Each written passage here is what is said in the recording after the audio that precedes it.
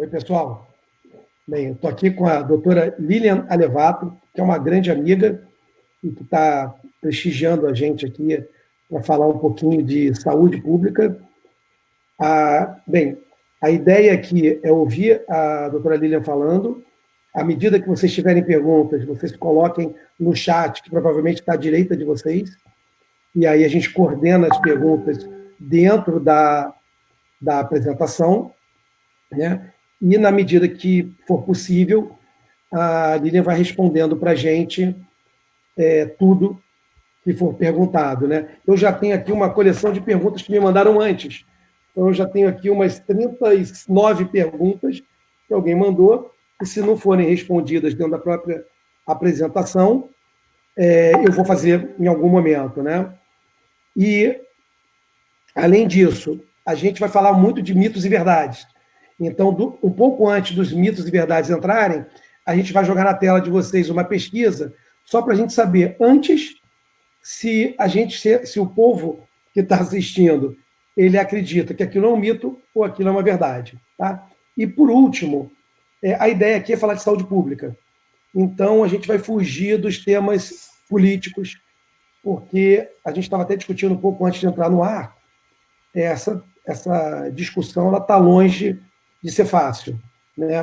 O processo decisório é bastante complexo, mas a ideia é a gente ter um bate-papo legal e todo mundo tirar dúvida, porque, no final das contas, todo mundo está em casa e todo mundo quer ficar saudável. Tá bom? Lilian, obrigado. Tá? Obrigado pela participação. A gente já tem 54 pessoas aqui olhando a gente.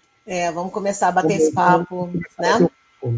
Bom, primeiramente, obrigado pelo convite e boa noite a todo mundo. Eu sei que são 7 horas da noite no Brasil, 6 horas da tarde aqui em Orlando. Nós estamos transmitindo da Flórida. E eu gostaria que vocês, primeiramente, conhecessem um bocadinho de mim, né? Quem é a doutora Lilian, né? Eu sou uma médica que graduei há 35 anos atrás. Estou há 20 anos trabalhando nos Estados Unidos.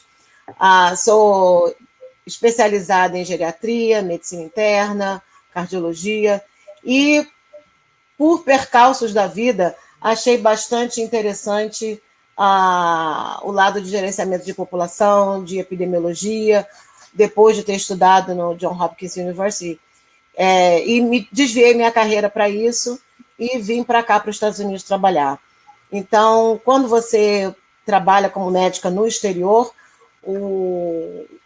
o ideal é que você se especialize bastante e continue sempre a estudar, né? Então, você vai ver um monte de letrinha atrás do meu nome, eu tenho várias certificações, e isso só me dá mais segurança para estar hoje aqui na frente de vocês, falando sobre um tema que hoje é mundial, é um tema que preocupa, e eu gostaria muito que vocês participassem bastante, porque o tema é bem controverso e tem muita gente com muita dúvida.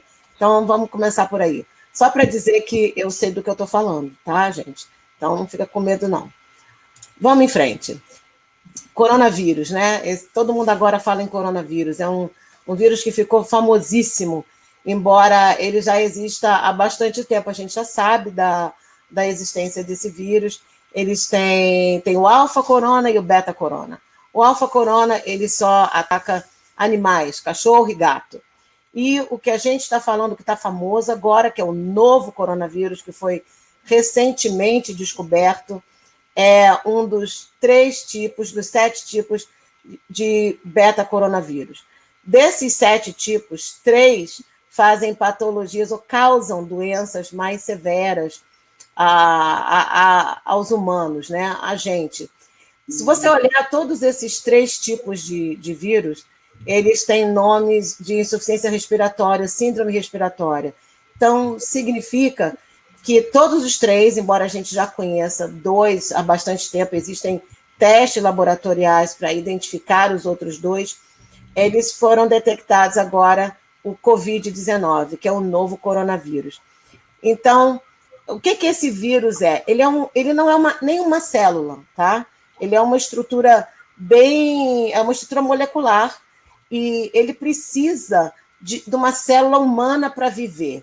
Então, todo mundo fica com tanto medo que acha que vai encontrar o vírus lá sentado no banco esperando pela gente na rua. Não, ele precisa estar parasitando uma célula humana. Então, quando ele entra no nosso organismo, a primeira coisa que ele faz é parasitar uma célula, porque ele só se multiplica e só vive se ele entrar. Então, eu acho que isso já vai dar bastante luz a vocês para pensar que ele não é um órgão, uma bactéria que tem estrutura celular.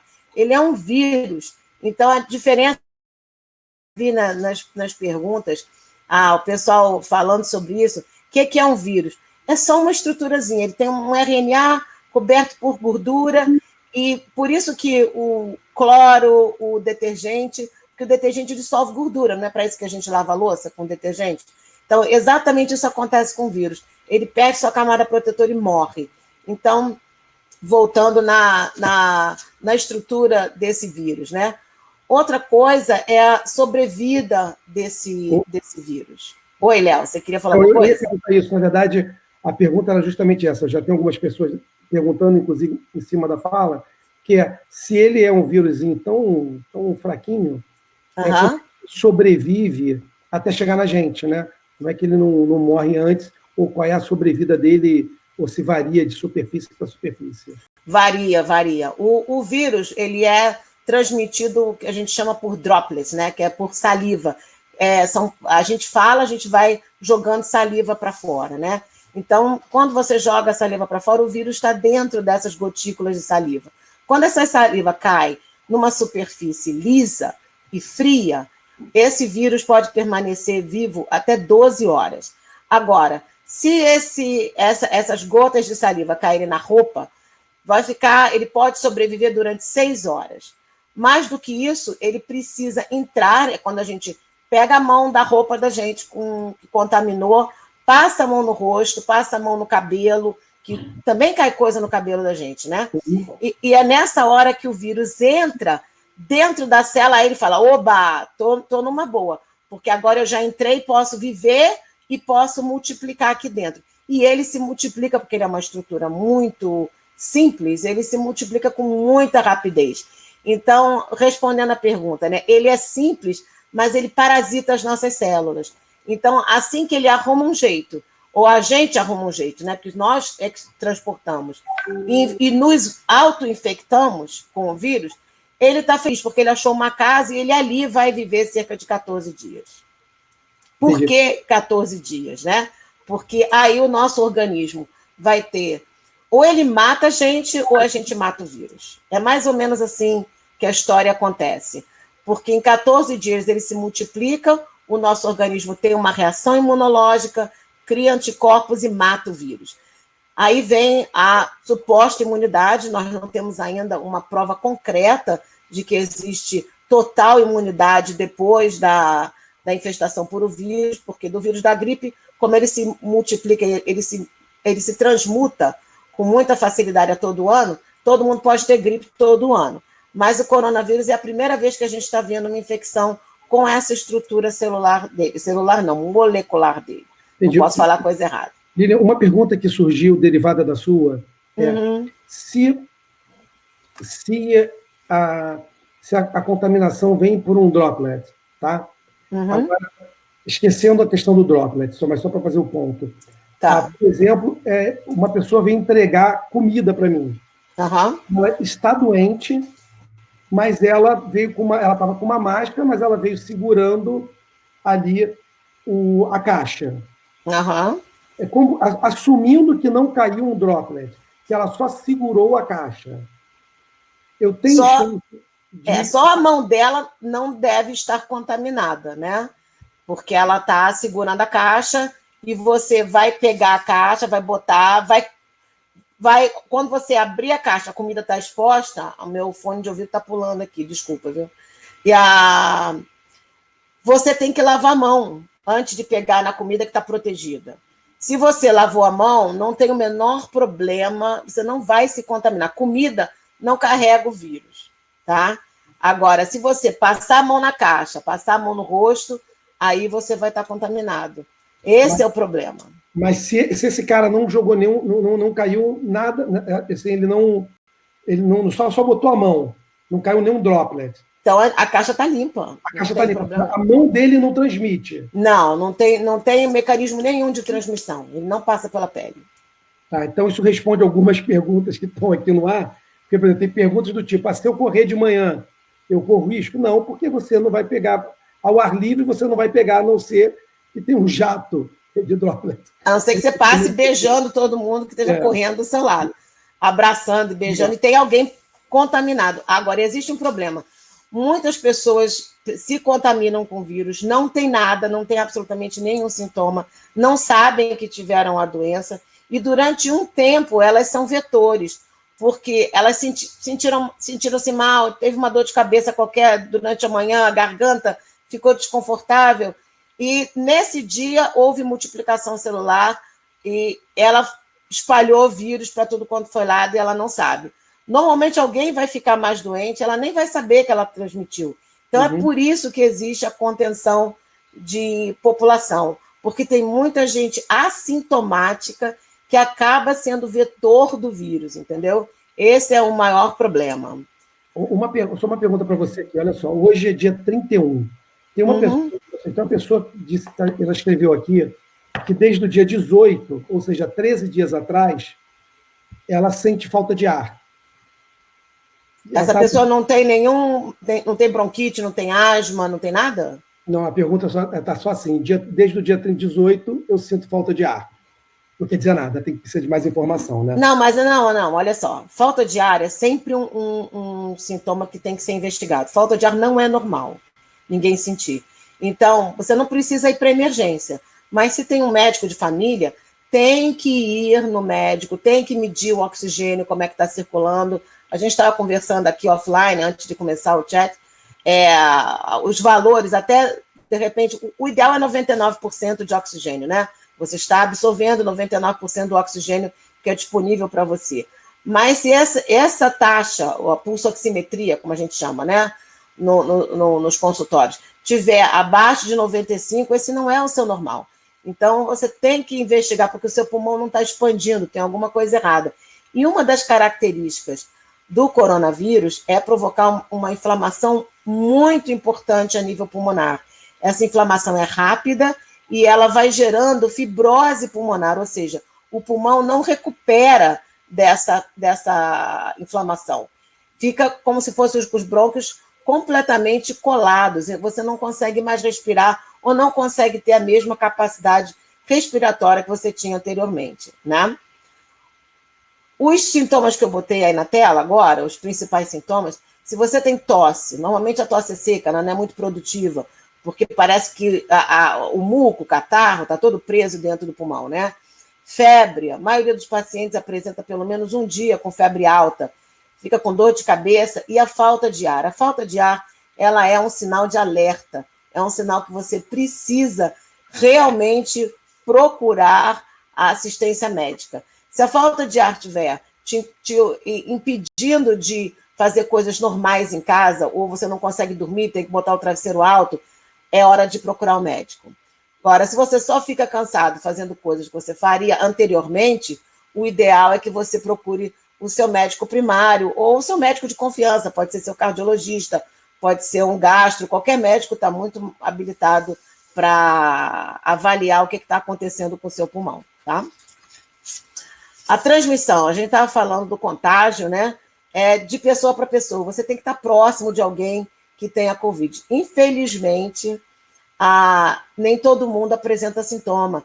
E é por isso que as autoridades pedem para fazer o isolamento. Eu vi que tinha uma pergunta sobre isolamento vertical, isolamento horizontal. O isolamento horizontal ele é mais drástico. O que é o isolamento horizontal, né? É o isolamento que todo mundo fica em casa. Não tem seleção de população. Criança, velho, gente normal, jovem, que está na balada, acabou a brincadeira. Todo mundo vai ficar em casa durante um determinado tempo. Usualmente, deveriam bastar 2 semanas, porque aí o vírus morre dentro das pessoas que ele está infectando agora e não passa para ninguém, porque ele só sobrevive se você mantiver a cadeia, porque com o tempo dele dentro do nosso organismo. Eu já falei anteriormente. Ou ele acaba matando a gente, ou a gente mata o vírus. Então, é assim que a cadeia funciona. Os isolamentos, que não são muito isolamentos, né? São verticais, eles priorizam grupos de risco, ou seja, idosos, pacientes com doença crônica. Teve uma pergunta no chat que estava. No chat não, que a gente recebeu antes.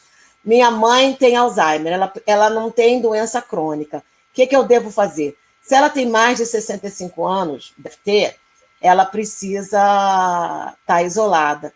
E se ela tem Alzheimer, é sinal que ela já tem uma mobilidade diferente, ela não deve estar fazendo exercício, não deve ter uma vida tão saudável, então é mais complicado esse tipo de paciente.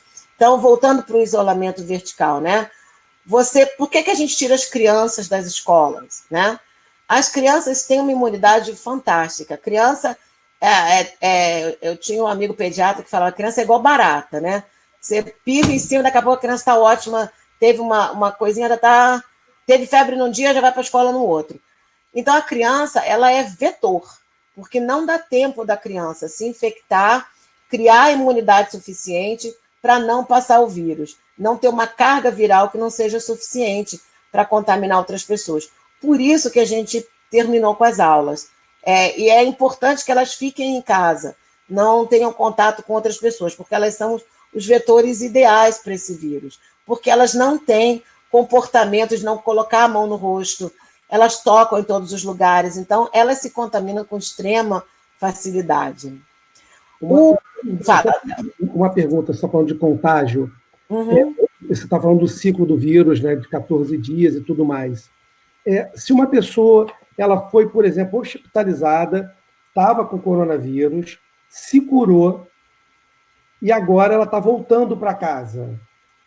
Existe algum cuidado para receber esse ex-doente em casa?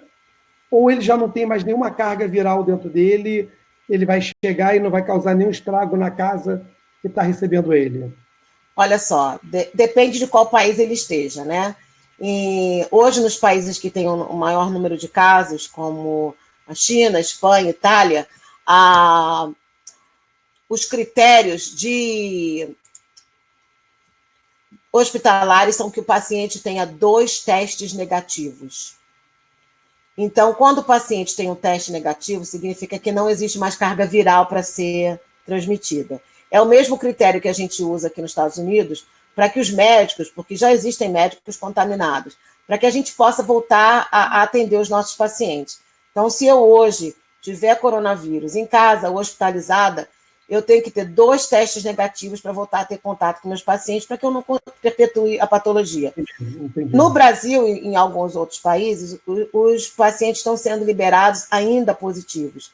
Então, esse paciente, quando ele volta, ou pacientes até que não precisam ser hospitalizados, eles são diagnosticados, têm o teste positivo, mas eles não têm indicação nenhuma de ficar no hospital. Então, nesse caso, você tem que realmente isolar o paciente por 14 dias, sinto muito, mas são 14 dias, dentro do quarto, o mínimo contato, a pessoa tem que usar máscara o tempo todo, se estiver falando com a família, e durante 14 dias esperar até que o vírus morra dentro dela para ela poder se relacionar novamente com a família. Então, é um isolamento, é o pior isolamento, que é o isolamento dentro do quarto, sem poder fazer nada, sem poder abraçar um filho, falar, ver televisão com todo mundo. É quase que um ambiente de bolha, como a gente conhece, né? Legal. Tá? Bom, enfim, o diagnóstico que a gente tem agora está levando bastante tempo para ter o resultado, então você vê os números que pulam de um dia para o outro, esses números são defasados em alguns dias, ou seja, a gente não tem uma ideia em real time do que está acontecendo, né?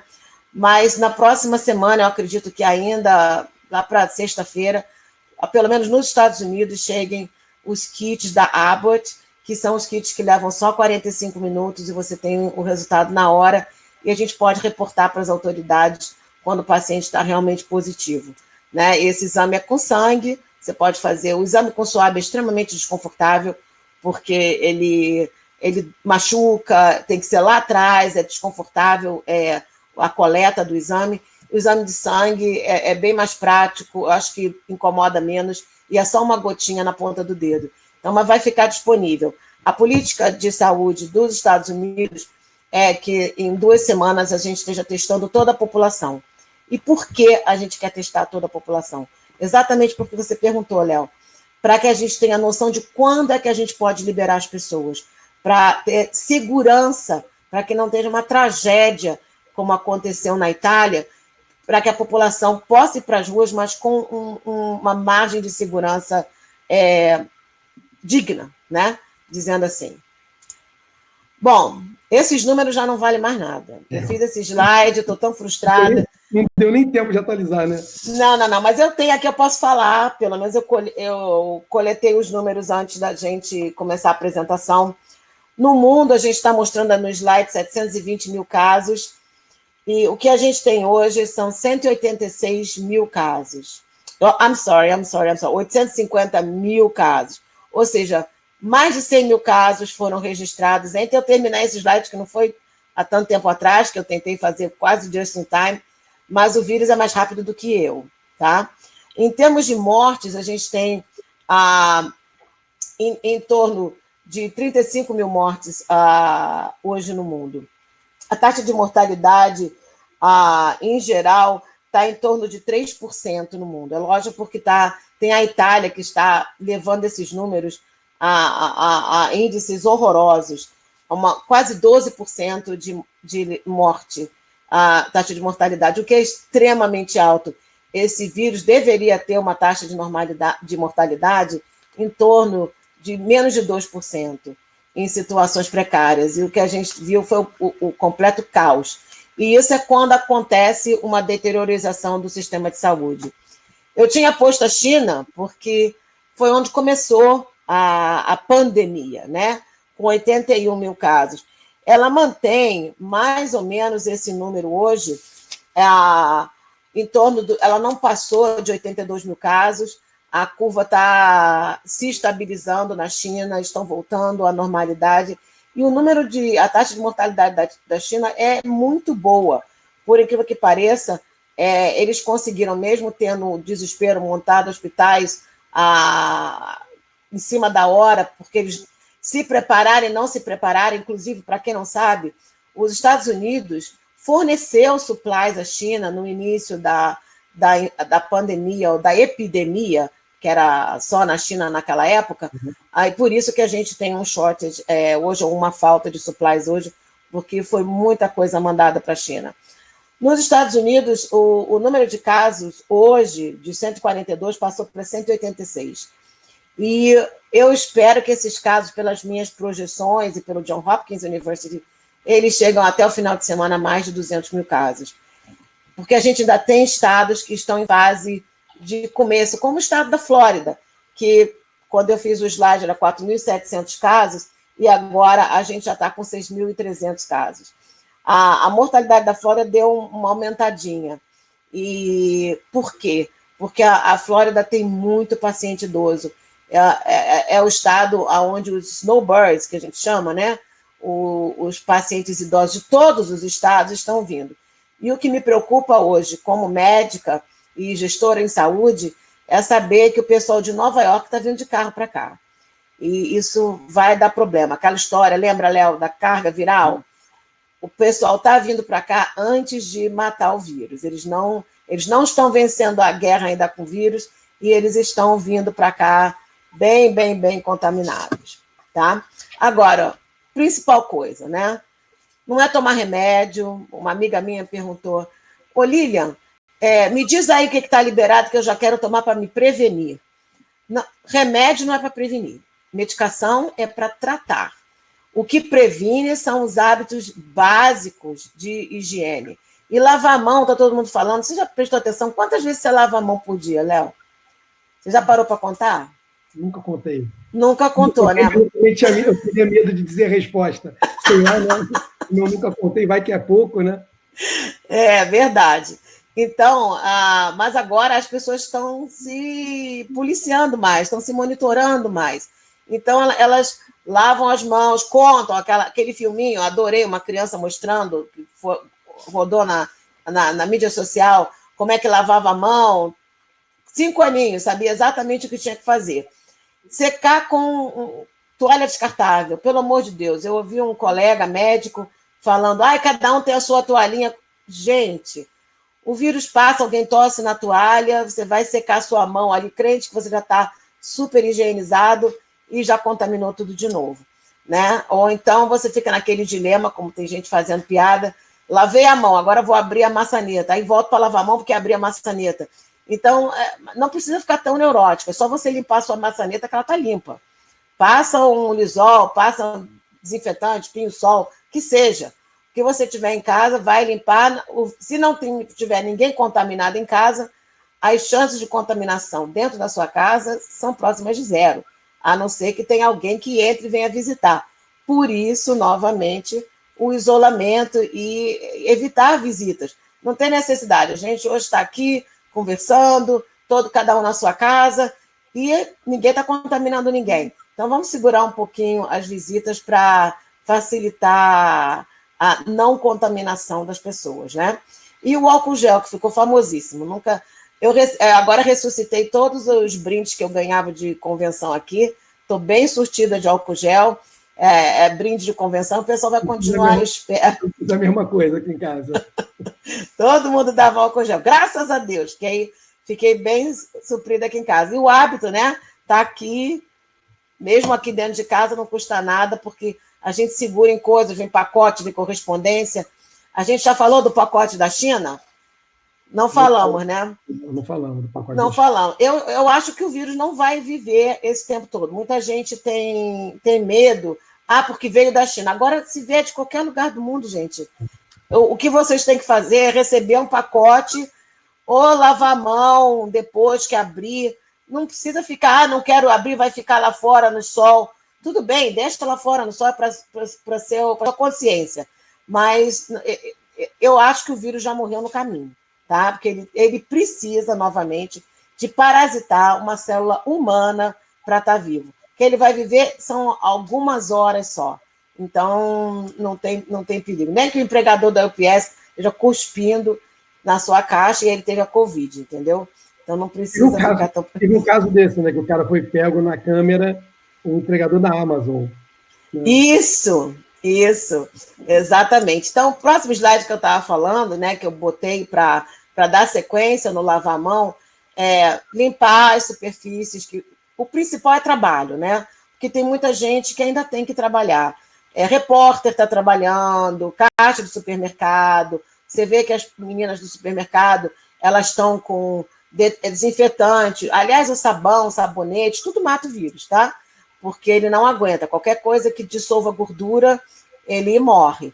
O ato de lavar a mão, o hábito de cobrir a mão é extremamente... cobrir a boca com a mão... Tem que tomar cuidado para não pensar em inglês e misturar as coisas aqui.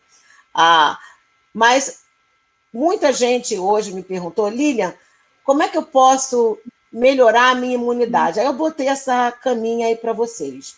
Gente, vocês têm que se cuidar. Não para agora que tem pandemia com coronavírus.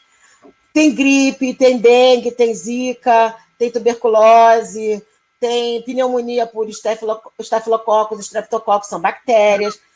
Tem um monte de bicho em volta da gente. Então, o ideal é que a gente tenha uma vida saudável, com uma alimentação regrada. E uma das coisas mais importantes que eu vejo na sociedade hoje em dia é que a gente não dorme. Entendeu? A gente não descansa. Está todo mundo 24 horas no ar, todo mundo fazendo relatório até tarde da noite, responde e-mail just in time. Sabe? Eu acho que essas mudanças de hábito... Quantas horas cada um de vocês dorme por dia? Não é pesquisa, tá? A gente não tem essa pergunta. Mas eu gostaria até de saber, porque eu acho que as pessoas hoje não dormem mais do que 6 horas, todo mundo. E o ideal é que todo mundo durma 8 horas, para dar tempo do seu organismo descansar, regenerar. E outra coisa, a visão da gente. Todo mundo reclama, estou em frente do computador, meus olhos estão ardendo, está seco, não tenho que ir no oftalmologista. durmam 8 horas, para dar tempo dos seus olhos regenerarem. É a única maneira que as suas células da córnea vão regenerar, se você dormir. Não é ficar de olho fechado. Tem que dormir, tem que relaxar para tirar o estresse. Eu sei que o Léo não dorme, nossos amigos não dormem muito. Ontem eu mudei minha rotina, depois que a gente conversou, e eu tenho despertador para o horário que eu saio do computador, para dar tempo de desacelerar, né? E poder dormir. Funcionou, tá? Dormi 8 horas. Ah, beleza, tá vendo? Foi um desafio. Não custa nada. Dia, né? Tem que ser one day at a time, né? É só por um dia, né? Só por hoje. Não é só por hoje, é por aí. Já que eu me meti aqui, a gente daqui a pouco vai chegar no primeiro mito, e só para você saber, 86% do pessoal que está assistindo aqui a gente acha que é mito. Tá? Então, quando a gente entrar nele, 86%. Graças a Deus. Acham que o nosso primeiro mito ou verdade é mito. Ai, que bom. Então, eu vou passar para o próximo slide, que é basicamente as medidas que são mais importantes e a polêmica da máscara. Né? Mas primeiro eu vou falar do distanciamento social. Gente, não é isolamento, eu estou falando de distanciamento. Distanciamento é uma coisa que o japonês sabe muito bem o que é, porque ele pratica isso há décadas. Ele não cumprimenta com a mão, ele não abraça, ele não beija, e ele não tem essa relação latina de calor humano. Então, o distanciamento social é importante. A gente tem que estar, pelo menos, 1,5 metro longe das outras pessoas. Então, fila, lugares, supermercado, coisas que a gente não pode evitar de fazer, o ideal é manter esse distanciamento. Usar, quando estiver tossindo, ao invés de botar a mão, que aí você está contaminando a sua mão e você vai tocar em outras superfícies, né, para você não ser vetor, botar um lencinho de papel e descartar, porque aí você pelo menos jogou fora aquela carga viral que você está eliminando naquela época, ou para tudo, né? Porque é uma coisa assim desagradável, né? Você tosse e vai cumprimentar alguém, é horrível isso. Então já é uma coisa social que também vai melhorar na vida da gente. E o uso de máscara. Quem é que deve usar máscara? Agora, eu devia ter posto essa pergunta no início para causar polêmica, mas ela ainda vem por aí. Mas a máscara, se você está doente, eu vou deixar para depois, em suspense, responder se deve ou não usar máscara se você está bem. Mas quem tem sintoma? Quando a gente vai numa clínica, principalmente aqui nos Estados Unidos, se você fala para a atendente, eu estou com tosse, estou com coriza, estou espirrando, então toma uma máscara. Isso sem estar na época de coronavírus. Mas se você tem sintoma, não saia sem a máscara, não se relacione com a sua família sem a máscara, porque é por isso que famílias ficam todas doentes, porque um adoece primeiro e contamina todo mundo na cadeia. Então, aos primeiros sintomas, isolar a máscara. Agora a gente vai para o primeiro, né? Só vou pegar carona aqui, uma coisa que eu esqueci de avisar, pessoal, ao final do bate-papo, a gente vai disponibilizar aqui por essa plataforma a apresentação da Lilian. Então, tudo isso que está sendo mostrado aqui pela Lilian, a gente vai disponibilizar no final, tá bom? Beleza.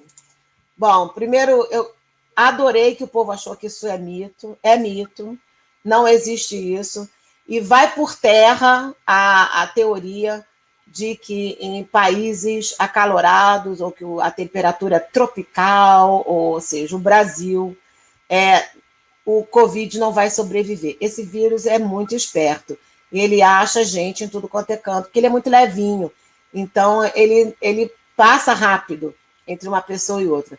Então, os secadores de mão realmente é mito, eles não matam, e não é um bom método de higienização, ok? Podemos ir para o segundo, Léo? Podemos. No segundo, 79% acham que é mito. Olha, eu estou gostando da minha audiência, é uma audiência super educada, super informada, e é mito. A gente usa a lâmpada ultravioleta para tirar de superfície, tá? A roupa, então é uma passadinha rápida da lâmpada, ela limpa a superfície. mas ela não funciona para a pele. E, aliás, nem é bom, porque queima, né?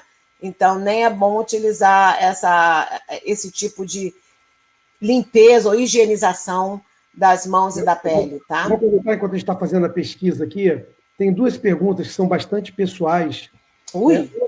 A pessoa perguntou o seguinte: se pessoas com o tumor de hipófise estão dentro de grupo de risco.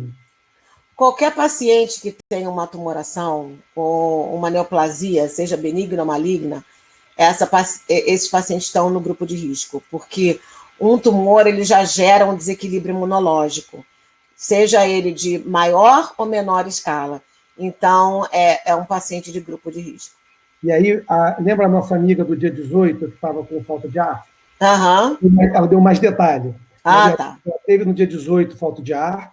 No dia 26, ou seja, 8 dias depois, ela foi a um posto de saúde e aí ouviram o pulmão dela e receitaram amoxicilina. Passou mais 5 dias, faz 5 dias que ela toma, mas ela continua com falta de ar. Ou seja, tem 13 dias esse processo inteiro, com no meio uma visita ao médico que deu um antibiótico. Normalmente o antibiótico, ele sozinho, ele não é... Eu estou dando até a resposta de um dos mitos ou verdade aqui.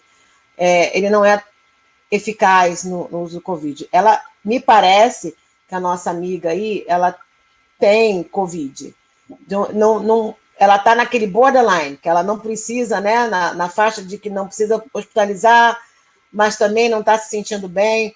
Então, se fosse ela, eu procuraria um médico o mais rápido possível para ver como é que está esse lado, fazer um raio-x de tórax, porque existe uma imagem clássica no raio-x, que faz uma imagem de pneumonia bilateral com algumas opacificações que parecem vidro. Então, tem que tirar um raio-x, tem que olhar direitinho, tá? Eu tô ficando preocupada, vou depois até pedir o telefone da amiga para saber o que está acontecendo com ela, tá bom? Joia. Vamos passar para o outro? Vamos passar para o outro. O nosso terceiro, a gente tem 68% que acham que é mito. É mito. E borrifar álcool não adianta nada. O máximo que faz é fazer uma queimadura, né? Porque a gente sabe que o álcool... Uma coisa que eu queria alertar ao pessoal que está assistindo é que existe o álcool... No Brasil, o álcool é forte pra caramba, tá? No Brasil, o álcool é 96, Gay-Lussac, né? Que é um álcool, não é 100%, mas ele queima muito mais do que o álcool que a gente tem aqui. O álcool da gente é 70%, 70 graus. Então, o álcool daqui que a gente pode usar para passar na mão, que melhora um pouquinho, mas no corpo todo, em roupa, de jeito nenhum. O que você vai arrumar é estragar a sua roupa, tá? Então, roupa tem que lavar mesmo. Se lavar com detergente, já ficou bom demais, tá?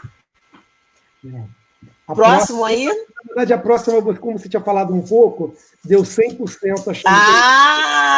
Legal, adorei. E é um mito que eu quero tirar, tá? Porque as pessoas têm muito medo disso e é legal que o povo já tenha prestado atenção no que eu falei.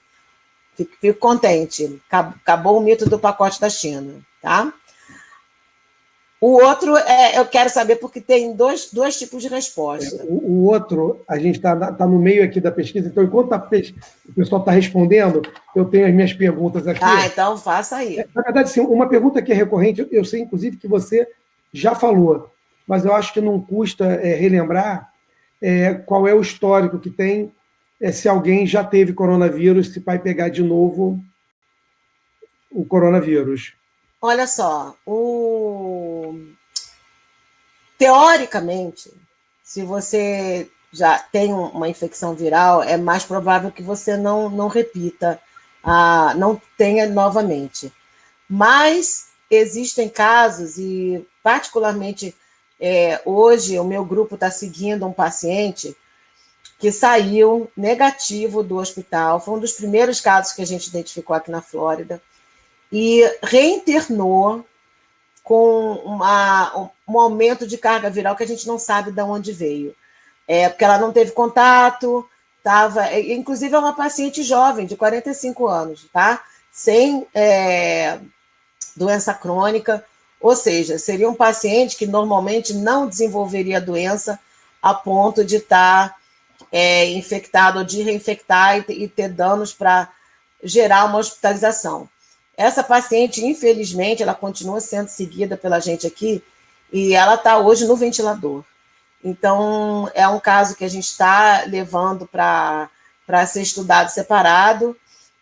Ela faz vários testes de Covid ao longo da semana, porque a gente quer saber a que ponto de carga viral que ela está, mas não tem nada definitivo. Assim, eu peguei Covid, estou bem, posso ir, não vou me infectar.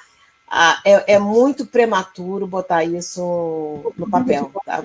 Falando em prematuridade de conclusões, eu acho que uma coisa que eu acho que talvez seja importante todo mundo ouvir é como é que funciona a comunicação entre esses vários polos hoje globais que estão estudando, assim como esse seu grupo está estudando essa super jovem de 45 anos.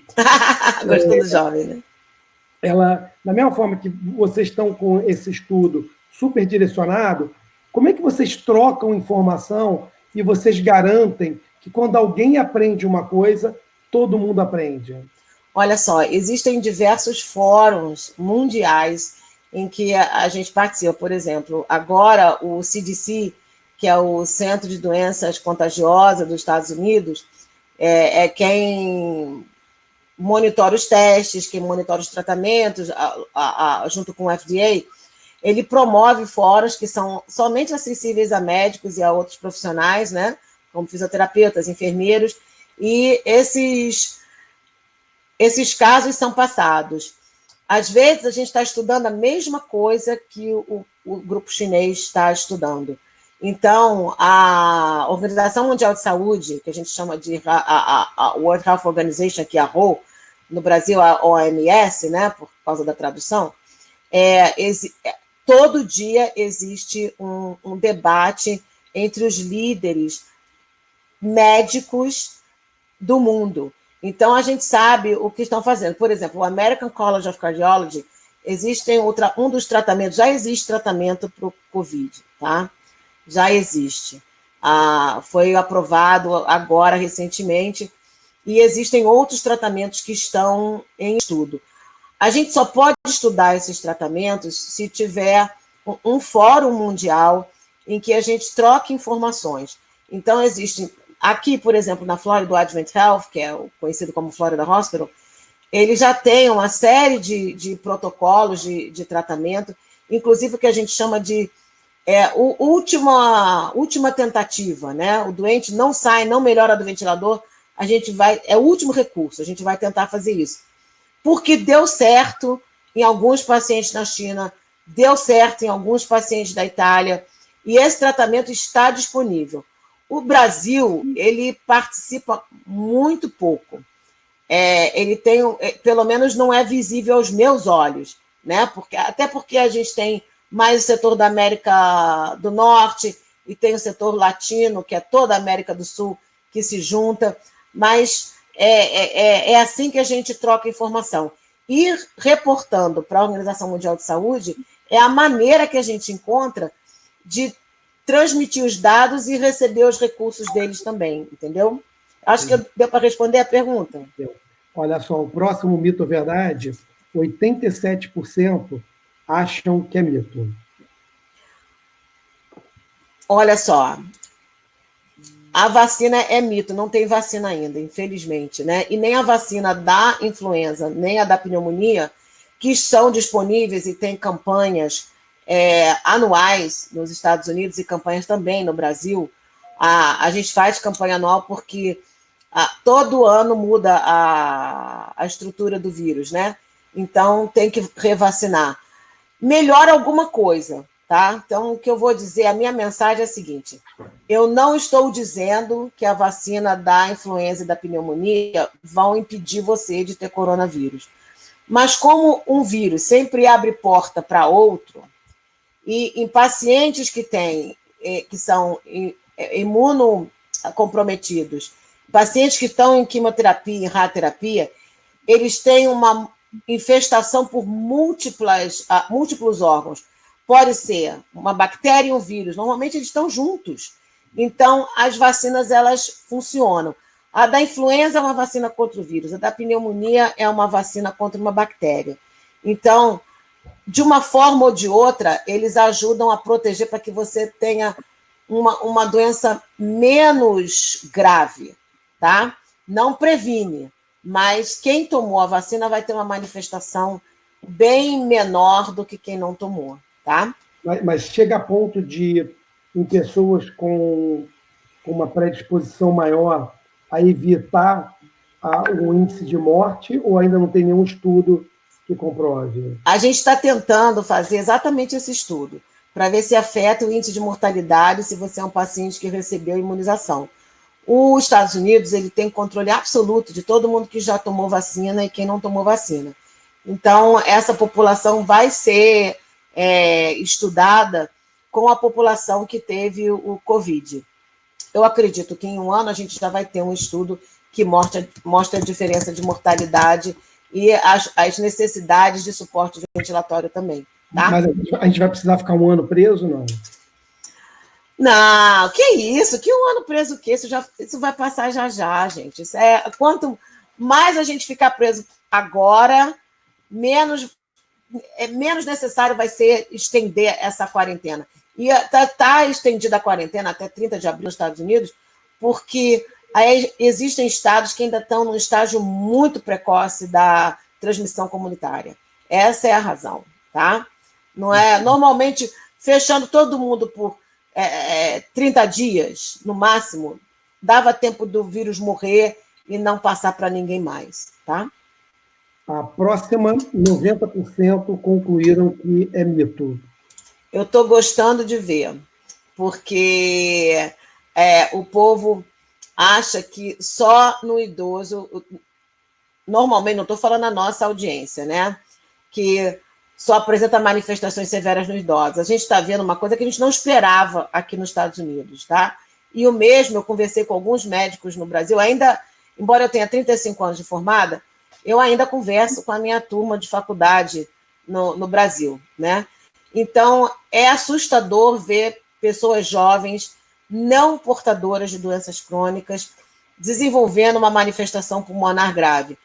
Deve ter alguma correlação? Deve, mas a gente não sabe ainda qual é, porque tem que botar todo mundo alinhado e ver qual é o denominador comum que essas pessoas têm. Mas, infelizmente, não são só os idosos, porque senão seria mais fácil fazer um isolamento vertical, né? Do que fazer o horizontal que a gente está tentando fazer. Lilian, uma pergunta que está surgindo aqui com alguma frequência. E você já até falou um pouquinho, mas tem pessoas perguntando sobre vitamina C, vitamina D, ou seja, tirando os hábitos, você falou de lavar a mão, de higiene, mas existem coisas que podem ser tomadas ou feitas, além de dormir, que eu já estou fazendo, que criam um ambiente menos propício a você desenvolver o vírus aparecendo de uma forma mais forte? Existe, olha só, eu sempre falo que uma boa alimentação, como eu falei anteriormente, né? A boa alimentação deveria ter todas as vitaminas que a gente precisa, né? O suco de laranja, legumes, verduras, a carne, porque se não tiver carne, tiver uma proteína suficiente, né? Antes que o pessoal vegano me mate aí, né? Mas, enfim, é muito difícil você no dia a dia e quando você está na força de trabalho, você ter uma alimentação certinha, né? Então, vitamina C, vitamina D, que da exposição ao sol, normalmente a gente já está fazendo vitamina D, né? Elas têm estudos provando que melhoram a imunidade. Não necessariamente a guerra que o nosso organismo enfrenta com o Covid. Mas, voltando ao que eu falei, né, de replicação viral, que o vírus vem, parasita a nossa célula, e que a gente precisa lutar, matar o vírus ou morrer, a vitamina C e a vitamina D vão ajudar bastante, tá? Então, não existem estudos que comprovem, mas aumenta a imunidade. E tem algum tipo de contraindicação? Ou seja, existe algum grupo de pessoas que não podem tomar o suplemento, que eu estou dizendo, da vitamina C ou da vitamina D? Não, não. Normalmente as vitaminas elas são eliminadas com determinada facilidade pelos rins, e a vitamina C acidifica a urina, a vitamina D também é eliminada dessa forma, e não causam. O que causa problema é quando a pessoa acha, eu vou tomar um pouquinho a mais do recomendado para garantir. Então, esse é o erro maior, da pessoa fazer uma overdose de vitamina, porque overdose de vitamina também dá problema, tá? Então, se tomar a dose recomendada por dia, não precisa tomar, vou dobrar porque eu acho que vou ficar doente. Não, pelo amor de Deus, não façam isso, tá? Porque agora a vitamina C é o seguinte, se você fizer uma overdose de vitamina C, a sua urina vai ficar bastante acidificada, mas seu organismo não vai absorver, ele vai jogar fora, tá? Então, pelo menos ninguém vai morrer de overdose de vitamina C. Pelo menos isso, né? O próximo mito ou verdade, a gente está com 60% achando que é mito. Olha só, tem um pouquinho de verdade, porque a azitromicina, que todo mundo falou da combinação com a hidroxicloroquina, ela funciona, tá? Funciona se ela for iniciada logo no início dos sintomas. Então, voltando para minha amiga, eu espero que ela ainda esteja assistindo aí. Já passou até o telefone dela, tá? Muito legal. Então, eu vou te ligar, tá? Pode ficar tranquila. Eu sou além de boa pessoa, não sou boa médica, mas eu tenho um bom coração. Então, eu fico preocupada mesmo com as pessoas. A azitromicina é um antibiótico, tá? Então, ela tem um efeito que bloqueia a replicação do vírus. Então, alguns antibióticos são capazes de segurar o vírus, mas não é o tratamento, ele vai ter sempre que ser feito em combinação. Então, esse mito que a gente tinha há um mês atrás, hoje o FDA falou, não, existem antibióticos que vão melhorar e são eficazes contra as manifestações pulmonares do coronavírus, tá? Próximo. Vamos lá. A próxima eu não tenho aqui ainda a resposta. Então você vai ter que me entreter com alguma pergunta, Léo. A Ana Paula, aqui, a pessoa que fez a pergunta, ela já deixou claro que ela está assistindo ainda aqui sim, tá? Ela beleza. Ela está aqui junto com a gente. Muito Na verdade, bom. o número mudou muito pouco desde o início. Tem pessoas, obviamente, do Brasil, tem pessoas da Flórida, e tem uma preocupação sobre o número de leitos, especificamente aqui em Orlando. Se vai faltar leito, não vai faltar leito. Não, olha só, os hospitais de Orlando, e eu sou privilegiada porque eu coordeno os médicos que trabalham dentro de todos os hospitais de Orlando. Então, o que a gente fez lá atrás? Quando a epidemia, na época, hoje pandemia, começou na China, a gente sabia que ia espirrar por aqui, né? Por causa dos voos, dos aviões, e Orlando é um hub muito importante, né? Tanto que Disney e Universal fecharam as portas para que a gente não tivesse uma transmissão tão braba por pessoas assintomáticas. Os hospitais se prepararam intensamente. Normalmente, o número de leitos é suficiente para a população. O que de terapia intensiva que tem ventilador, tá? O que a gente fez? Nós suspendemos as cirurgias eletivas antes mesmo do governador dar ordem para suspender em todo o estado. Leitos adicionais e andares adicionais, como no Advent Health. O Advent Health criou uma unidade, um andar inteiro na unidade na Rolling Street, para ter em torno de 200 leitos, 200 camas com ventilador disponíveis. E hoje o que a gente tem, porque os casos ainda não estão explodindo na Flórida, a gente tem uma capacidade de absorção de leitos em torno de 35%. Então, ou seja, o censo está 35% abaixo do normal. Primeiro, que as pessoas não querem ir para o hospital com medo de se contaminar. Segundo, não existe cirurgia eletiva, então tem um monte de cama sobrando. Fora isso, foram criados unidades exclusivas que a gente chama de Cohort COVID Unit. A gente não quer que os pacientes que sejam positivos para a COVID entrem no hospital e contaminem os outros pacientes que estão lá porque tiveram infarto, tiveram derrame, tem uma infecção qualquer. Então, existem áreas isoladas. E essas áreas hoje estão em 30% de ocupação só. Então, eu não acredito que vá ter a falta de leito, mas eu não gosto dessa palavra, eu não acredito. Eu tenho que usar sempre números estatísticos. Hoje, inclusive, o Instituto de Medicina, que coordena toda a disponibilidade de leitos dos Estados Unidos, informou que Orlando está bem capacitado para a população que a gente tem hoje. É lógico que a gente não está recebendo voo, né, Léo? Não tem gente de fora. Então, isso foram medidas de contingência, né, para mitigar esse risco de não ter condições, como está acontecendo em Nova York, né? Tá. Que aquilo ali está feia a coisa, né? Que citaram aqui, antes da gente entrar no próximo mito ou verdade, se uma pessoa tem uma doença autoimune e toma cortisona, ela está dentro do grupo de risco? Está.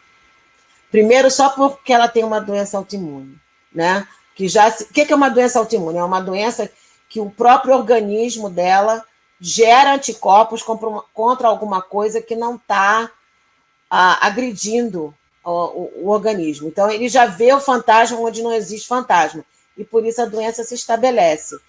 Na hora que o vírus entra, de repente, esse organismo não vai reconhecer o vírus. Então, o vírus faz o que quer dessa pessoa, porque ele já tem um transtorno na maneira que as células se reconhecem. Então, é do grupo de risco, com certeza. Tá? Uma pergunta, essa eu fiquei curiosa. Tem duas perguntas aqui que me deixaram curioso. Eu fiquei curioso antes da gente ir para o próximo mito e verdade. A primeira é em relação, se tem alguma necessidade de um pH específico para o sabonete, porque algumas pessoas colocaram até pHs diferentes, o que apareceu mais foi o pH 7, mas a preocupação tem que ser algum pH específico, ou qualquer sabonete, lavar a mão com qualquer sabonete resolve. E só para eu já fazer logo a segunda, essa talvez seja um pouquinho mais polêmica. Parece que tem um colega seu, bastante famoso no Brasil, não deram aqui o nome, mas só falaram que é uma pessoa famosa no Brasil, na área de medicina, dizendo que o isolamento social obrigatório foi decretado muito cedo. Qual é a sua opinião? Olha só, você tem que estudar. Isolamento social tem que ser na hora certa, né? Antes que o vírus entre. Né? Na medida que ele tem que ter chegado, você tem que começar o isolamento social. Mas se você fizer um isolamento horizontal, as pessoas reclamam muito. Então, normalmente, o isolamento é sempre relaxado, né? As pessoas de saúde podem, o supermercado fica aberto. O isolamento ideal seria aquele que a gente tem quando tem furacão aqui, né? Que ninguém põe o nariz na rua. Nem o médico, quem está no hospital, fica no hospital. Não sai, né? Porque o doente não pode ficar desassistido. Mas quando a gente tem furacão aqui, é o verdadeiro isolamento horizontal. Agora, quando você faz isolamento muito antes, a população começa a ter descrédito, porque você ainda está esperando que aquela transmissão, que não é ainda comunitária, ela aconteça e o vírus morra aonde ele estiver. Então, é complicado, é complicado. A hora certa, você tem que olhar muitos números de casos, tem que olhar muita estatística, tem que olhar o comportamento dia a dia. Por exemplo, a Disney e a Universal fecharam na hora certa. Quando eles fecharam, que foi uma intervenção de isolamento, eles fecharam na hora certa, porque se eles permanecessem uma semana mais aberto, a gente teria 10 vezes o número de casos, seria uma segunda Nova York aqui hoje, tá? Então, por que tem essa diferença entre Nova York e Flórida? Graças aos empresários da Disney e da Universal, que salvaram a vida de muita gente aqui, tá? Voltando para o pH, pH 7, que é o pH neutro, não mata o vírus, tá? Normalmente tem que ser um pH mais alcalino, mais alto, para matar. Então, o sabonete, Agora, se for aquele sabonete muito chique, né, de pH neutro, não vai matar o vírus. Então, o ideal, por isso que a gente fala que tem que botar o álcool no final, porque aí o álcool destrói mesmo, acaba tudo quanto é camada de gordura do vírus, tá?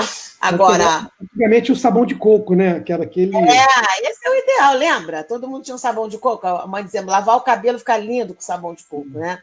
Fica brilhoso. Mas, e outra coisa, falando de lavar o cabelo, ainda bem que você brincou de sabão de coco, que aí eu lembrei de falar isso. Normalmente a gente usa shampoo para tomar banho, né? Shampoo tem pH neutro. Então, se o vírus estiver ali, ele vai continuar ali, tá? Então, tem que... Se você vende alguém, ou visitou alguém, ou, ai meu Deus, fulano me ligou, que é outra coisa que não está acontecendo aqui, tá? As pessoas que se contaminam com Covid não avisam as outras pessoas que tiveram a doença. Então, é bem grave. Né? É muito grave. Então, você tem que avisar, assim que você tiver sintoma, liga para as últimas pessoas que você teve contato na última semana. Se você estiver trabalhando, é um monte de gente, né? Agora, se você estiver isolado, você vai lembrar mais ou menos quem foi que você contactou. Então, o ideal é lavar o cabelo com sabonete, e eu sei que vai estragar depois, mas quando o salão abrir, todo mundo vai para lá, mas se tiver contato com a pessoa, porque aí o vírus realmente sai, tá? Legal. O próximo mito ou verdade, 74% acham que é mito. Graças a Deus, porque não é necessário. Você não está no hospital tratando de ninguém. Até quem está no hospital, agora que tem muito mais casos, a gente está sendo aconselhado a passar nos corredores próximos às estações de Covid com máscara, mas não tem necessidade, tá? Outra coisa que você vai no mercado, aí você tira a máscara para falar, tira a máscara, põe a mão no telefone, põe de novo a máscara. Você toca mais no rosto do que outra coisa. Então, é realmente um mito. Agora, se você vai viajar, vai entrar dentro do avião, eu tenho horror a avião, tá? Não porque eu tenha medo de avião, não tenho, mas eu acho que é o lugar mais contaminado possível, porque ele é pressurizado, não tem circulação de oxigênio, aquele monte de gente tossindo, todo mundo trocando bactéria, vírus, o avião da generosidade bacteriológica. Todo mundo troca germe ali dentro. Então, e não há tempo, agora até tem, né? Porque tem tão pouco voo, mas não há tempo de fazer uma higienização correta do avião. Então, se você vai viajar, vai fazer uma viagem internacional ou tem que voltar para o Brasil, põe a máscara dentro do avião, que aí é uma proteção. Mas se estiver botando e tirando, não vai adiantar muita coisa, tá? Tem alguma máscara que seja mais recomendada? Porque assim, eu vejo todo mundo usando uma máscara que é meio lisa, e essa, por exemplo, da foto, tem um componente... Essa tem um filtro, o filtro EPA, que filtra as partículas do ar para a gente poder respirar um ar mais livre de bactéria, né? Essa é que o pessoal usa no hospital. Sendo que agora, nas unidades de Covid, as pessoas estão usando a máscara N95. Outra coisa, antes de eu falar o que o pessoal está usando, o pessoal de construção usa essa máscara parecida para não ficar absorvendo poeira, né? Uhum. Embora o vírus seja muito pequenininho, que ele é bem pequeno em tamanho, ele é filtrado aí, ele não passa, tá? Então ela protege, essa é a diferença. Agora, se já proteger a boca e o nariz, que é onde todo mundo coloca a mão e o vírus entra, já é alguma coisa, tá? Qualquer proteção vale. Não passar o nariz, né? Não, aí tira e fala, põe na cabeça e não dá certo. Bom, hoje em dia, para ficar seguro mesmo, a maioria dos profissionais que tem que examinar um paciente com Covid, e porque a gente tem uma exposição prolongada a esses pacientes, você vai para um, vai para outro, e passa horas ali dentro daquela unidade, o ideal é usar a máscara, os óculos, o shield por cima, para evitar o maior tipo de contaminação. E os hospitais, tá? Uma coisa que eu me preocupo muito com o Brasil, os hospitais aqui estão fazendo novamente treinamento como tirar esse equipamento, que você também pode se contaminar ao retirar essa máscara, tá? Então, às vezes, a emenda sai pior que o soneto, né? Você põe um negócio, segurou, aí na hora que você vai tirar, contaminou tudo. Não vai dar muito certo, não, tá? Tá. Uma pergunta que apareceu aqui. E aí tem uma... As perguntas não são nem pequenininhas, são enormes, né? A pergunta é basicamente o seguinte: no dia 14, teve dor de garganta. 4 dias depois, o marido teve dor de barriga. E a pessoa que teve a dor de garganta teve cansaço e vômito. Parece para você que tem alguma coisa ali relacionada ao Covid, ou a pessoa só teve uma dor de garganta e uma... Não, aí eu vou perguntar. A primeira pergunta que a gente faz, se você estivesse no hospital, quem está perguntando, né? Assim, você teve contato com alguém que estava doente, ou você teve contato com alguém que hoje está doente? É a primeira pergunta, porque pode ser muita coisa, né?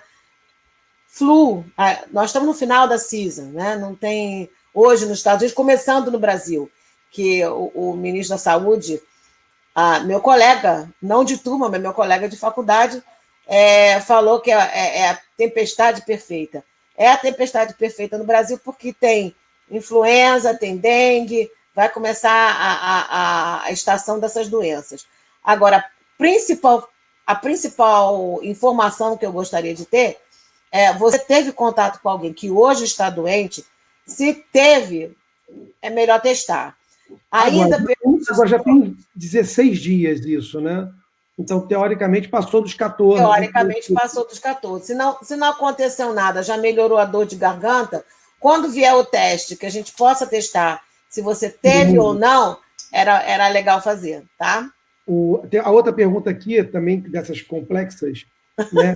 Uma que disse que a filha toma imunossupressores, tá? E está há um tempo, ela está aqui nos Estados Unidos, e ela ficou desde novembro sem tomar o remédio. Ela se torna grupo de risco por conta disso?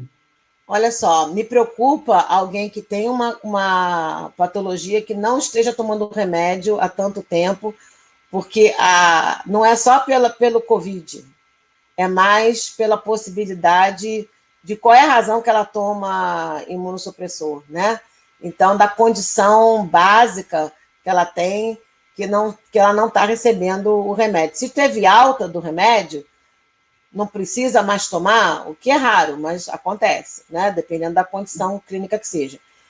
Não tem nenhum problema, não, porque, teoricamente, se ela obteve alta e não necessita mais da medicação, é sinal que ela está controlada. Então, é tão risco quanto qualquer outra pessoa. A pessoa falou aqui que era uma dermatite. Não, então não tem problema, não. Não tem risco, não. Então, assim, só lembrando algumas coisas, né? Primeiro, que... É verdade, tem alguns slides, achei que eu estava no último, me perdoe. Não está no último. É que é verdade, só porque como acabou os mitos e verdades... Ele já quer me mandar embora, tá vendo? Não quero mandar embora, não. Eu queria passar por uns itens aqui, porque tem algumas perguntas que aparecem e que a resposta já veio, né? Tá. Pergunta de recontágio, a pergunta do tempo que o vírus permanece vivo em determinados supertipos de material. Superfície, Então, tem umas perguntas que elas aparecem aqui de forma recorrente. Por exemplo, teve uma pergunta aqui agora, que é uma criança que ela tem uma tosse... É tipo, sabe aquela tosse crônica que até parece ter um fundo emocional? Já está com essa criança há 1 ano, né? E isso torna ela um grupo de risco? Ou não? Já fez radiografia, o pulmão sempre limpo, foi a médico, não, só falaram para botarem um umidificador no quarto para de repente melhorar, e pelo que tem aqui na pergunta, com o umidificador melhora. Então, essa criança é alérgica. Tá? Isso faz ela ser ela ser vulnerável, porque a criança que tem uma alergia respiratória é igual aos pacientes que têm sinusite, rinite, bronquite, asmáticos, eles são pacientes do grupo de risco, tá? Porque se eles tiverem algum acometimento pelo Covid, o pulmão vai reagir muito mais forte, de uma maneira muito mais exacerbada, tá? Então, essa é a recomendação, que tenha cuidado, porque provavelmente essa criança tem alergia, tá? Agora, O que eu quero mostrar aqui agora uma hora da apresentação que eu quero mexer com a cabeça de quem está assistindo. Primeiro é que o número de mortes que a gente tem estatisticamente prevista são 81 mil para os Estados Unidos. Morreu pouca gente ainda, né? Não morreu tanta gente assim. Mas só que a gente prevê que morra ao longo dos meses. Isso vai até agosto, porque morre das consequências, morre do acometimento pulmonar, ou, de repente, pacientes que a gente sabe que estão em tratamento de câncer e vão ser contaminados porque são mais vulneráveis. Então, a minha mensagem aqui é que isso aqui é coisa séria. Não é uma infecção por vírus qualquer, não é é uma virose. Eu fiz esse comentário uma vez com o Léo, com meu marido. A gente vai no pediatra, leva as crianças e fala: isso aí é só uma virose, fica tranquila. O coronavírus é uma virose, mas é uma virose que tem manifestações pulmonares muito graves. Então, a gente tem que botar lá no campo de frente de batalha quem precisa e quem tem condições de matar o vírus. É muito difícil você botar essa responsabilidade na população, porque as pessoas não sabem avaliar quem é que tem condições de lutar com o vírus. Às vezes, eu sou uma paciente, né, que eu também sou paciente, que tenho asma desde criança. Então, eu sou uma pessoa que, se eu tiver uma manifestação pulmonar, eu vou ter uma manifestação pulmonar mais grave, embora eu tenha uma saúde muito boa, eu faço exercício. Então, eu, teoricamente, não seria de risco, mas acabo ficando de risco. Então, você nunca sabe quem é que vai ter uma manifestação do corona muito grave. Então, eu ainda defendo esperar o vírus morrer um pouquinho, a gente ter um declínio de casos na curva para poder ter segurança para voltar às atividades normais, tá? Para isso, que eu botei esse slide aqui. O que é esse slide cheio de nomes e evento 201, a John Hopkins, a Health Security, que é parte da Universidade John Hopkins, o Fórum Econômico Mundial e a Fundação do Bill e da Melinda Gates. Bom, a manifestação, a pandemia do coronavírus, ela vem sido prevista já há alguns anos. Em outubro do ano passado, nós tivemos um evento promovido por essas entidades, nas quais várias pessoas do mundo todo, representantes de saúde, representantes de bancos, representantes de empresas privadas e governos, inclusive da China e da Tailândia, participaram. Esse encontro foi aqui nos Estados Unidos. Um exercício prevendo o aparecimento dessa pandemia. Isso foi em outubro, e em dezembro os primeiros casos começaram a aparecer. A gente já sabia que isso ia acontecer. E a minha mensagem aqui não é uma mensagem negativa, nem que não é uma coisa de bola de cristal. O mundo ele vai muito mais além do controle de cada país, vai muito mais além da vontade de cada governante, porque existe uma colaboração mundial para que a humanidade continue saudável. E é lógico que as recomendações, os planos de ações que hoje a gente vê nas declarações do presidente Trump, nas declarações de cada governante de país, do pessoal, do presidente da Itália, da Espanha, que estão vivendo momentos dificílimos, inclusive do governador de Nova York, todas essas estratégias de fazer com que a General Motors e com que outras empresas fabriquem ventiladores, isso já estava previsto no plano de socorro desse seminário.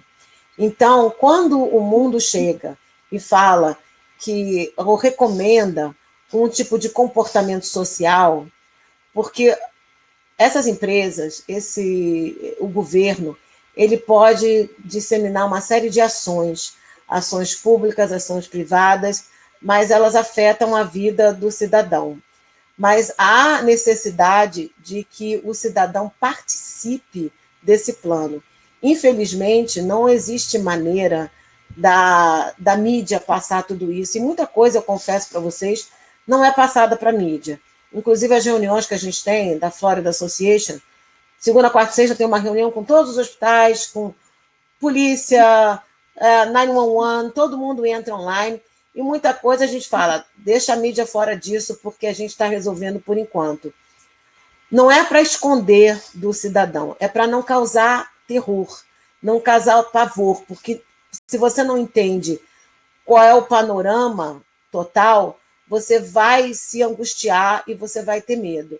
Mas existe também o que me revolta muito, o que eu fico muito agoniada, são as teorias de conspiração. Gente, não existiu nenhuma teoria de conspiração. A China é um país que vai sofrer muito, porque as políticas hoje de economia dos Estados Unidos são para voltar a economia para os Estados Unidos, para gerar emprego, para sair de um possível um déficit que vai ocorrer, dar mão de obra para as pessoas, dar emprego para as pessoas. Então, muita coisa vai ser redirecionada.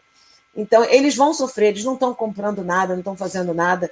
Então, eles estão sofrendo ainda, existem muitos focos ainda de Covid dentro da China, só que os números estão movendo muito devagarzinho agora. E eles não estavam preparados para tudo que aconteceu lá. Aqui nós estamos preparados? No Brasil nós estamos preparados?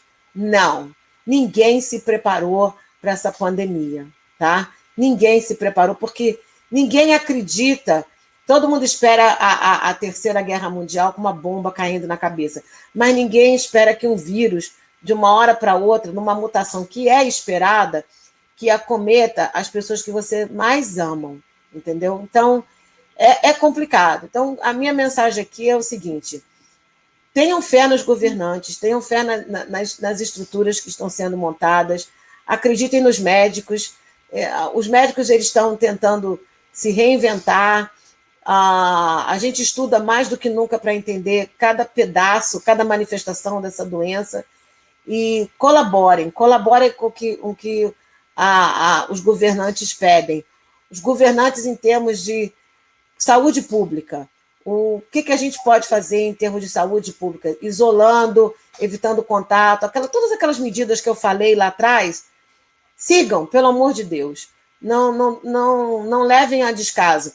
E cada pessoa hoje que está ouvindo essa minha palestra, esse meu bate-papo aqui, primeiro que é uma coisa que eu agradeço a Florida Lounge, porque deu a oportunidade de trazer muita informação médica do que está acontecendo, e a gente vai manter essa ponte. Quem quiser manter a ponte comigo, tranquila, o Léo tá aí, pode dar meu e-mail, pode dar a maneira de comunicar, entendeu?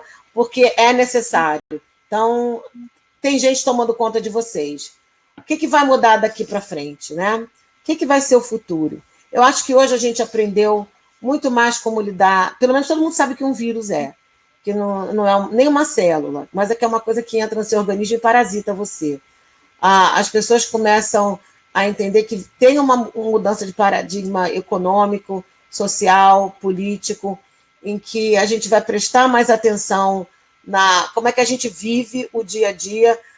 Todo mundo foi forçado a ficar em casa, as pessoas foram forçadas a conversar, o povo da Itália foi para a janela tocar música, rezar. O Papa fez uma coisa que eu nunca vi na vida, entendeu? Nunca esperava ver o Vaticano vazio daquele jeito, e ele rezando como rezou, como o outro Papa rezou na Peste Negra. Então, quem viver vai ter muita história para contar sobre o ano de 2020.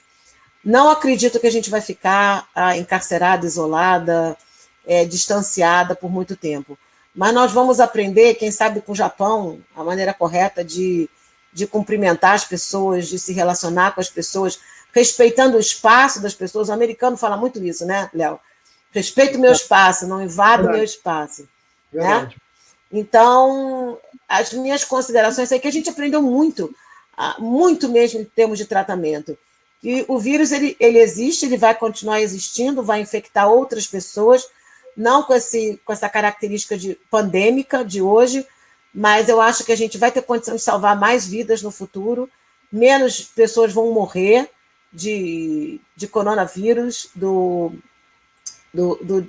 CO19, e foi um aprendizado, não somente para a população, mas também para a classe médica, para a gente ver que tem sempre que voltar e entender o que está acontecendo.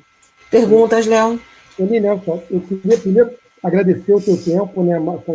Quase 1h30 batendo papo com a gente, com paciência de ouvir as nossas perguntas e agonias. Eu vou fazer algumas considerações que eu estou olhando aqui, mas tem uma última pergunta que é uma pergunta diferente. São para os que têm bebê em casa. Uhum. Como é que você identifica num bebê? Né? Como é que você é só uma febre? Como é que você consegue perceber num bebê que ele está com coronavírus? Olha só, as crianças normalmente elas vão apresentar manifestações respiratórias primeiro. Bebês normalmente eles têm uma instabilidade de controle da temperatura corporal. Então, porque o bebê, você vê, ele nasce, pode estar maior calor, a gente está sempre aquecendo o bebê, né? Porque ele não tem maturidade ainda cerebral para manter a temperatura dele, como a gente mantém a nossa temperatura. Então, não espere que um recém-nascido, um bebê, ele faça febre e seja o primeiro sinal. Essa criança vai ter, primeiro, muita dificuldade de respirar, não vai conseguir mamar direito. Então, e qualquer coisa, a criança fica muito. Quanto mais jovenzinha for, ainda mais se for um recém-nato, tem muito muco e se engasga, faz bolinha na boca. Então, a mãe fica. Normalmente, o pediatra treina a mãe para aspirar com aquele aspiradorzinho. Então, se sair fora da normalidade. E outra coisa, a criança tem que visitar o médico com frequência. Né? Tem que fazer visita. No primeiro mês, são pelo menos 3 visitas ao pediatra. Depois ir com frequência, e se a criança apresentar alguma coisa, não espera, porque além da morte do berço, que é uma síndrome horrorosa, que eu não desejo para mãe nenhuma que passe por isso, que a criança está bem, você vai no berço e morre, porque é outro descontrole também, outra patologia que acontece nas crianças, qualquer sinal é better safe than sorry, como a gente fala aqui, né? Então, e mãe, vó, enche o saco mesmo do pediatra, é para isso mesmo, tá? Tem que prestar atenção. Qualquer manifestação respiratória. E criança pequena espirra muito também, tá? Porque tem que botar o muco para fora. Agora, principal cuidado: não tem visita, não deixa ninguém pegar, aí a criança não vai se contaminar. Se alguém da família tiver com Covid e tem uma criança em casa, isola a pessoa que está doente e isola a criança do outro lado, tá? Vamos fazer aquelas medidas. Lava a mão, desinfeta tudo, limpa tudo com álcool, tá? Que vai dar certo. Uhum. Uma coisa, até uma pergunta que surgiu aqui, mas eu também estava com essa dúvida. Já está claro que máscara é para quem está doente. Isso. Seja, máscara não é assim. Se eu vou para o supermercado, eu não preciso de máscara. Não, você precisa de distância das pessoas. Eu preciso de distância, eu preciso tomar cuidado, lavar minha mão, não levar a mão no rosto. Olha só, Léo, e nem botar luva, que a minha nora outro dia estava me contando que ela viu uma pessoa com luva, né? Botou a mão no carrinho, aí botou a mão no celular, aí botou a mão no cabelo. Para que a luva? Me conta. O meu irmão que está nos ouvindo, ele foi ao supermercado de luva também, então já sabe que não precisa. Não, contanto que ele lave a mão dele, não põe a mão em lugar nenhum, não precisa da luva. Menos dinheiro que ele vai gastar. Então, acho que assim, todas as perguntas foram respondidas. Todo mundo, as perguntas acabam sendo um pouco recorrentes no final. Tempo de incubação, que é 14 dias, ou seja, se depois de 14 dias não apareceu nada, teoricamente você está liberado. Ou você não pegou, né? Não pegou. Era só uma impressão, né? Lilian, mas assim, primeiro está todo mundo aqui mandando mensagens carinhosas para você, todo mundo agradecendo demais o tempo que você dedicou. Obviamente, eu preciso agradecer a Face Brasil, que nos ajudou a botar isso de pé. Sem a Face Brasil, a gente não tinha colocado esse seminário no ar. Para quem não conhece a Face Brasil, eu vou mandar informação para todo mundo, mas é disparada a melhor revista para brasileiro aqui na Flórida. Não tem igual. O melhor conteúdo, Tem um artigo meu, né, nesse mês da revista. Você é colunista, né? Eu sou colunista há 10 anos da revista. E diz a lenda que eu vou virar colunista também, mas é por enquanto. Muito bom. Muito bom. Bem, então, gente, primeiro, Lilian, obrigado. Eu não tenho palavras para agradecer, não só hoje, mas a paciência que você teve comigo antes, no pré-seminário, né? As quantidades de perguntas e horas que a gente ficou em bate-papos, assim, eu saio melhor do que entrei. Né? Muito bom. Falar para todo mundo, a gente vai continuar fazendo uma vez por semana. Semana que vem a gente vai falar de financiamento imobiliário para estrangeiro. A gente vai botar no ar, a gente se preparou um pouquinho melhor, então a gente está colocando no ar o cadastro para o seminário da semana que vem, que ainda é possível financiar uma casa sendo brasileiro, mesmo em épocas de pandemia. Né? Eu acho que vai até ficar mais fácil depois, mas vamos ver. E tudo indica que aqui a gente vai sair um pouquinho mais rápido da crise financeira. Lilian, obrigado a todo mundo que ficou com a gente até agora, quase 1h30 batendo papo e aprendendo. Lilian, obrigado mais uma vez, tá bom? Olha só, um beijo grande para todo mundo. O Léo tem o meu contato. Eu trabalho aqui em Orlando, dentro do furacão do Covid, o que vocês precisarem de mim, eu estou por aqui. Foi um prazer imenso dividir essa 1h30 aí com vocês, tá? Que Deus abençoe, que tudo fique bom. Isso vai passar, tá? Com certeza vai passar e a gente vai ter muito que viver e aproveitar e aprender para o futuro. Muito obrigada. Bom, tchau. Tchau.